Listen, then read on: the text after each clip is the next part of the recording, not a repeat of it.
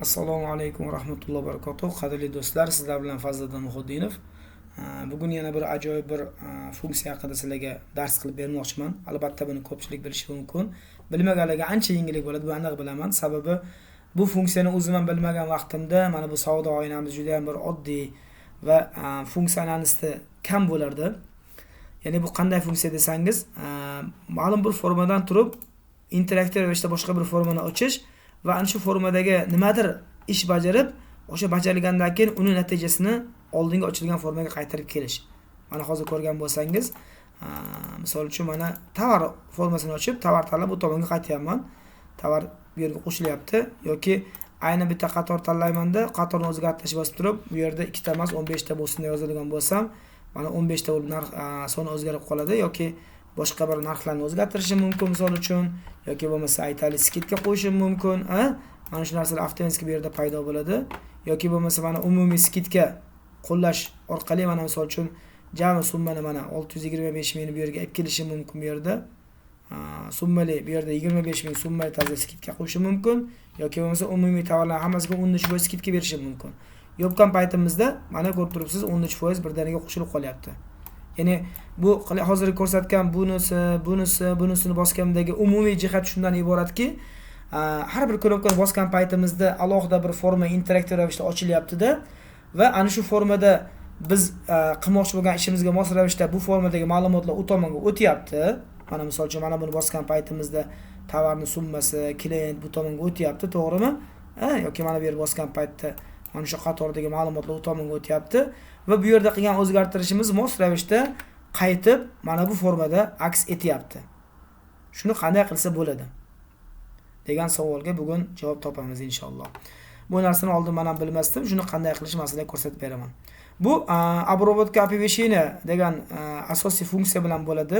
Albatta ungacha открыть forma qilib turib boshqa bir formani ochish funksiyasi ham bor bu yerda, lekin asosiy mana shu u tomonda narigi formada qilingan ishni bu tomonga qaytib kelishini vazifasini обработка оповещения degan mana bu bizda mana forma degan ustiga bossani mana bu yerda mana sabitiyalarda обработка оповещения degan sabitiyasi bor. Mana bu yerda bizda kodlar turibdi.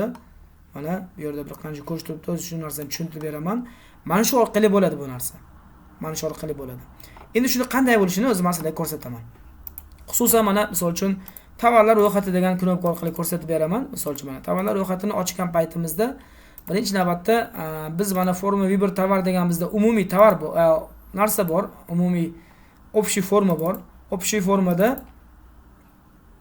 formada biz dinamический spiskalar bor bizda mana bir qancha parametrlar ham bor. Misol uchun ombor, organizatsiya, sana, tovar, formaning rekvizitlari bor. Bu yerda joylashtirilgan. Bular forma присоздание на server bo'lgan paytda bunga parametrlar keladi. Shu parametrlar asosida mana shu rekvizitlar to'lib bizda mana bu tablичный часть, mana dinamический tablичный часть bizda ko'rinadi.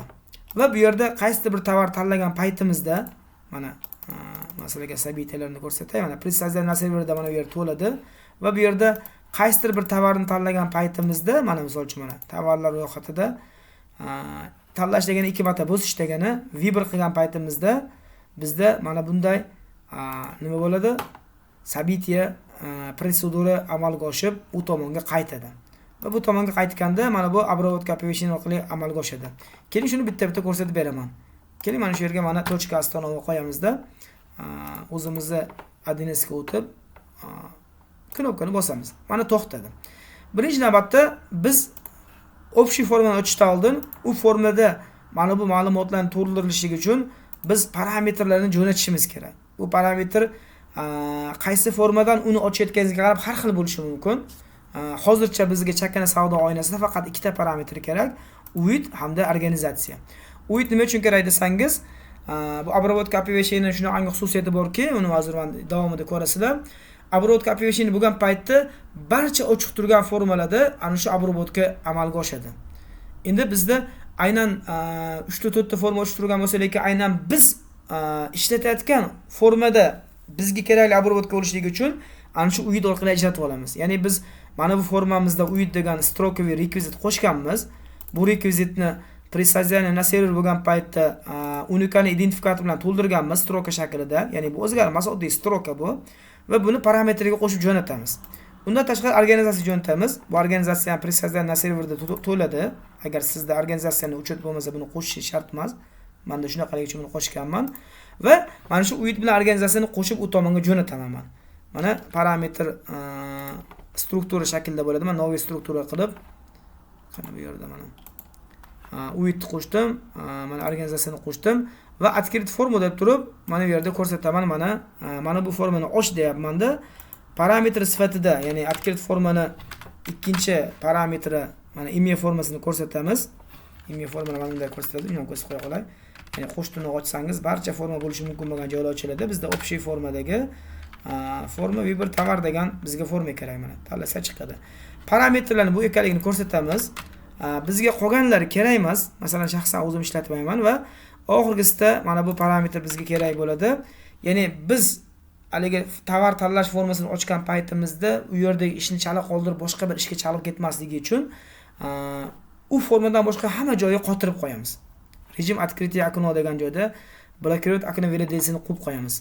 Xo'p, mana bu tomonga o'tdik. Mana ko'rib turibsiz, avtomatik forma Viber tovarga o'tdi mana. Присоединениеda UID orqali bu yerdan bizda strokaviy UID bor. Bu UIDni biz parametrdan kelgan UID bilan to'ldirib qo'yamiz. Ya'ni agar UID degan parametr svoyствоsi bo'lsa, mana shunga to'ldir deymiz. Mana bu svoyство degan metod parametrda aynan shunaqa polya bor yoki yo'q ekanligini bilish uchun kerak bo'ladi. Agar biz bu svoyствоdan foydalanmasak, bizda xatolik mana. Agar UID degan svoyство bo'lsa, istina bo'ladi. Agar bizda UID degan svoyство, misol uchun UID degan svoyство bo'lsa, bu loj bo'ladi. Biz shuni yozmasdan turib, ya'ni svoyствоni tekshirmasdan turib, mana buni yozib qo'yadigan bo'lsak, bizda xatolik berishi mumkin. Programma bunaqa parametr topilmadi degandek. Ya'ni biz xatolikni oldini olish uchun avval UID degan svoyство borligini ko'ramizda, agar bor bo'lsa, UID ga to'ldiramiz. Keyin omborlar bo'yicha degan svoyство borligini ko'ramiz. Xususan bizda omborlar bo'yicha degan svoyство yo'q edi, shuning uchun bu yerdan o't ketadi. Mana ko'rib turibsiz, ichiga kirmadi. Omborlar bo'yicha bu polmochani loj bo'lib qoldi o'zi. Ombor degan svoyство ham bizda yo'q. Ombor ham pustoy ombor bo'lib qoldi. Bu yerda mana omborlarni rekvizitini to'ldirib qo'yganman. Pustoy ombor bo'lib qoldi. Sana bu yerda yo'q. Organizatsiyani to'ldirib olamiz va shu organizatsiya bo'yicha endi mana bizda mana bu tovarlarni dinamik spiska qilganmizda, buni ichida parametrlar bor edi. Ya'ni mana bu sanaga, mana bu organizatsiyaning mana bu ombordagi ostatkasini ko'rsat degan parametr bor edi. Shu narsalarni biz to'ldiramiz. Ya'ni organizatsiya to'lgan bo'lsa deymiz, organizatsiyani to'ldir deymizda, tovar ostatkada ham, ya'ni bizda ikkita haligi bor ekan. Bittasi tovarlar spiskasi katta bo'lsa, ikkinchisi ana shu tanlangan tovarning ostatkasi. Ya'ni boyagi joyda esingizda bo'lsa, mana tovar yo'q edi, barcha tovar chiqdi. Endi bu yerda aynan qaysi bir tovarni mana bu sanadagi, mana bu organizatsiyadagi, mana ombordagi, mana bu tovarning ostatkasini biz ko'ramiz bu yerda. Mayli, bu yerda yana davom etamiz. Xo'p. Qisqasi buni o'zingizni logikangiz bo'yicha to'ldirasiz bu narsalarni. Agar ombor to'lgan bo'lsa, parametrda ombor to'ldir deymiz. Agar to'lmagan bo'lsa, mana bu yerdagi mana bu yerdagi ombor teng ombor degan narsani istinaga aylantirib qo'yamiz. Xo'p, ketdi bu ham. Sanani to'ldiramiz. Tovar ostatkasi ketyapti bu yerda. Keling, mana shu yerda bitta narsa ko'rsataman. Bizda parametr biroz o'zgargan bu yerda. Mana bu parametr deyman. Text zaпрос biroz o'zgarganligini ko'rasiz, mana qarang. Mana bu yerda qarang, ombor teng ombor degan bizda dinamik spiskani text zaпрос turibdi. Lekin biz mana bu yerda mana bu narsalarni to'ldirib yozganimizdan keyin, agarda biz mana yerda tovarlar deb buning text zaprosini ko'radigan bo'lsak,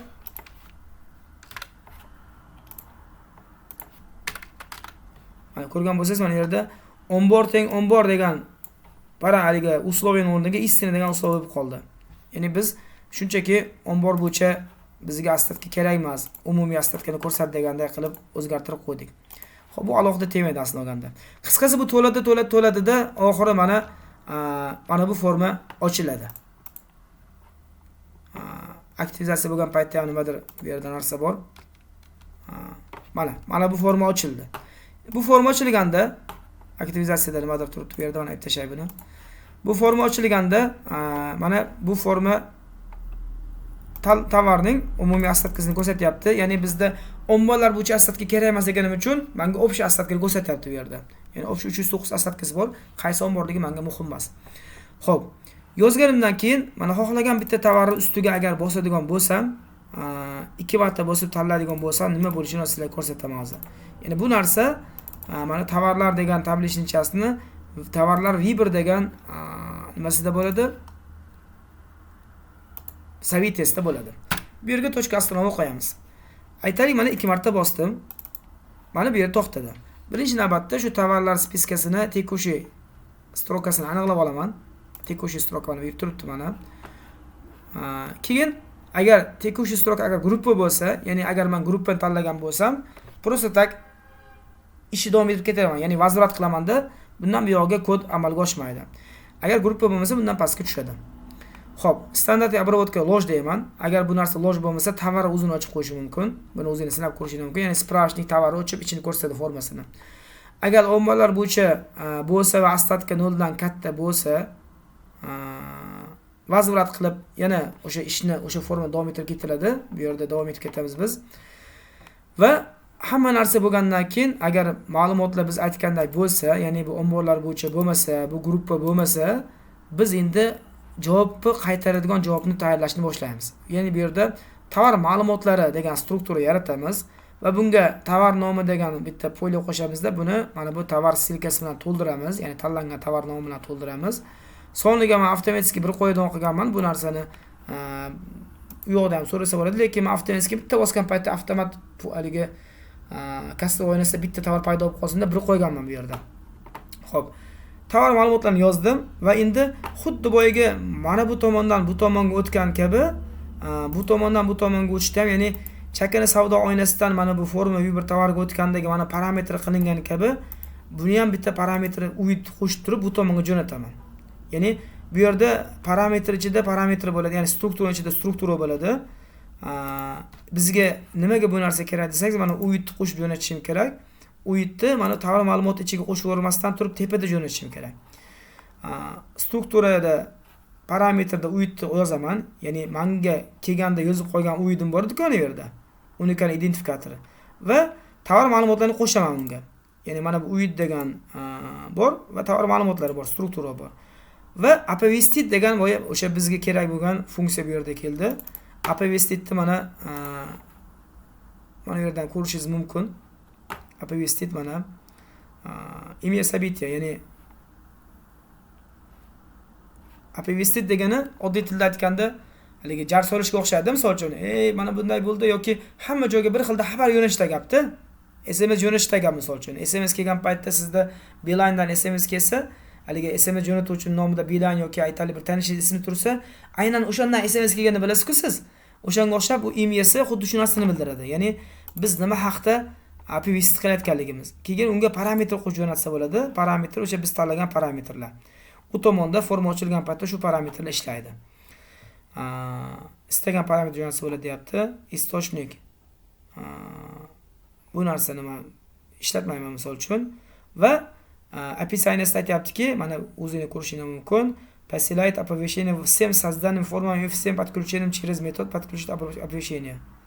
Mana qisqasi buni tarjima qilib ko'rishingiz mumkin. Oddiy tilda aytganda, barcha o'chib turgan formalarga mana shu apovestit degan metod avtomatik ishlaydi. Hamma formani mana bu yerda обработка оповещения degan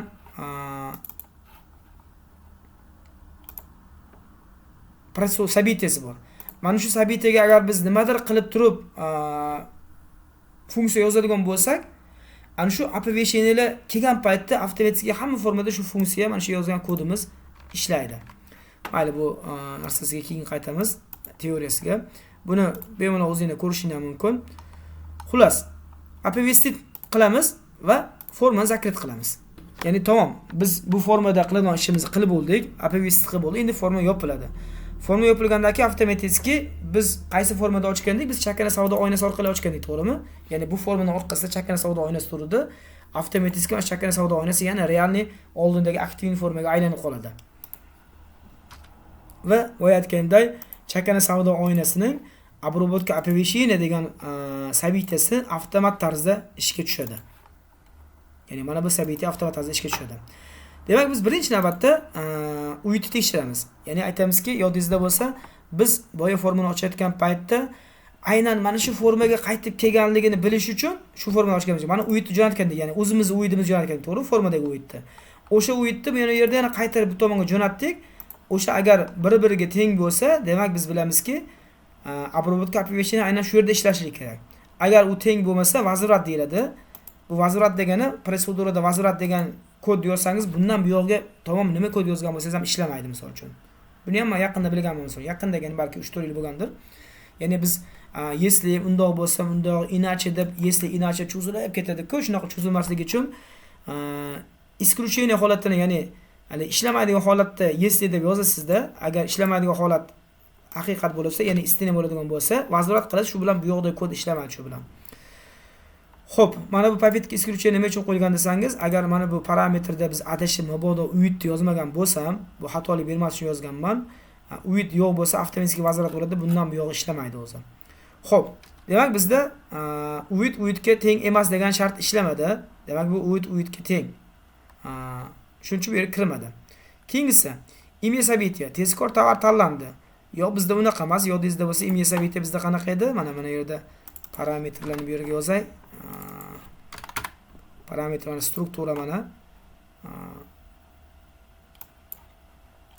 Imya sabitiya оповещениеda kelgan. Mana bu yerda mana imya sabitiyani ko'rishimiz mumkin. Mana bunday qilib ko'rsak ham bo'ladi. Imya sabitiyadan tovar tanlandi degani mana parametr bizda struktura. Buning ichida yana bitta struktura bor. Tovar ma'lumoti mana u yerda ko'rdik biz.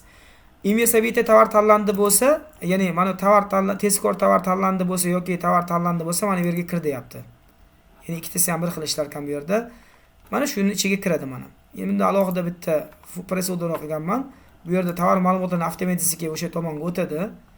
Ya'ni tovar ma'lumotlari degan parametr bor-ku bizda. O'sha parametrni funksiyada parametr sifatida berib, yana proseduraga bu yerga o'tdi va avtomatik ravishda bu tomon ketdi. Har ehtimolga qarshi bu yerda narsa bor, proverka bor. Agar tovar ma'lumotlari neopределено bo'ladigan bo'lsa, tovar tanlanmadi degan narsa bo'ladi. Ya'ni bizda neopределено qaytishi mumkin-da, ya'ni boy formani ochdikda tovar tanlamasdan x bo'lib chiqib ketdi. Endi tovar ma'lumotlari bu yerda pustoy struktura ham paydo bo'lmadi, lekin оповещение bir ishlaydi. Ishlaganligi uchun mana bu tovar ma'lumotlari neopределено bo'lsa, bu tomonga o'tadi avtomatik. Endi bundan bu yog'i bu programma, mendagi programmaning kodi. Bu yog'i o'sha haligi ko'radi, boshqa qiladi, qisqasi shu bilan mana tovar bu yerda paydo bo'ladi.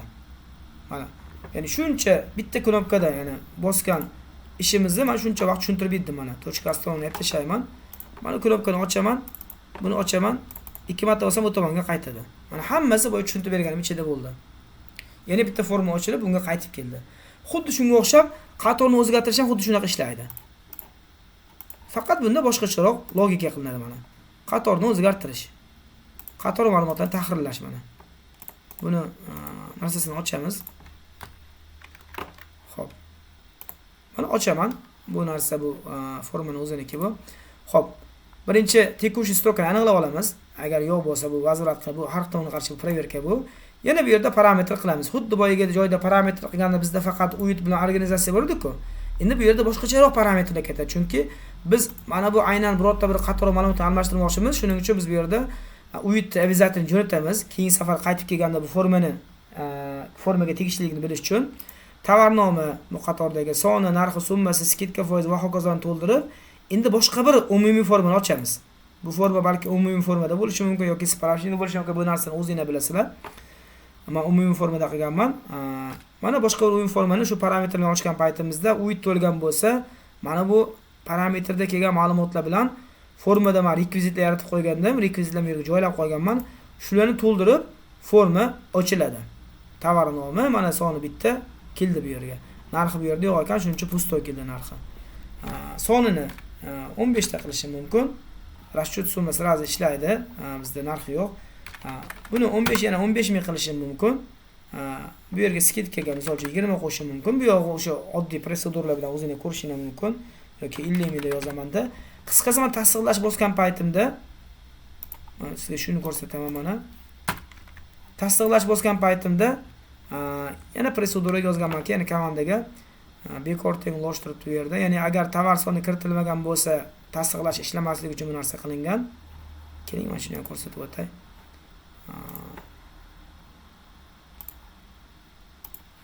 Mana, agar tovar sonini kiritmagan bo'lsam, tasdiqlashni bossam aytadiki, tovar sonini kiriting deydi. Yana nima bor ekan bu yerda tasdiqlashda? Tovar narxi kirmagan bo'lsa, narxini kiriting deydi misol uchun. Narxi soni kirgan, narxi kirmagan bo'lsa, narxini kiriting deydi. Ya'ni o'sha nima deydi? Durak защита от дурака deydi. Shunaqa xatolikni oldini olish shunaqa narsa qilingan.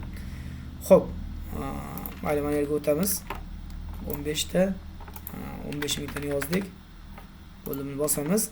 Mana bekor bo'lmagandan keyin, agar bekor bo'lsa, vaziratul shundan bu yog'i ishlamaydi. Endi bundan pastga o'tdimi? Mana yestinchi kirmadi. Endi bu yog'i ishlashi kerak. Yana shu обратно jo'natadigan ma'lumotlarni qator ma'lumotlar deb struktura qilib turib ichiga yozamiz. Ya'ni bizda tovar o'zi shundoq bu tomonda bor edi. Ya'ni biz tekushi strokada turdik-ku. O'sha tekushi strokada ham turibdi. Asosiy formada, ya'ni biz ochgan chakana savdolarimiz. Shuning uchun bizga tovar nomi kerak emas bizga. Xo'p, biz nima jo'natamiz? Sonini o'zgartirishimiz mumkin, narxini o'zgartirishimiz mumkin, skidka foiz yoki skidka summasini o'zgartirishimiz mumkin. Shu narsalarni formadan olib jo'natamiz. Va обязательно mana bu yerda ham qo'shib jo'natamiz.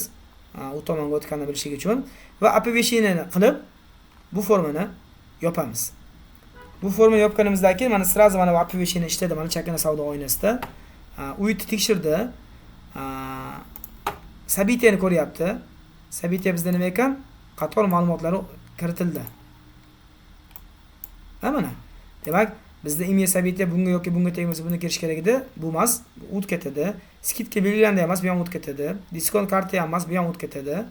Mana agar qator ma'lumotlar kiritildi bo'lsa, mana bu ishlarni qilgin deb yozgandik.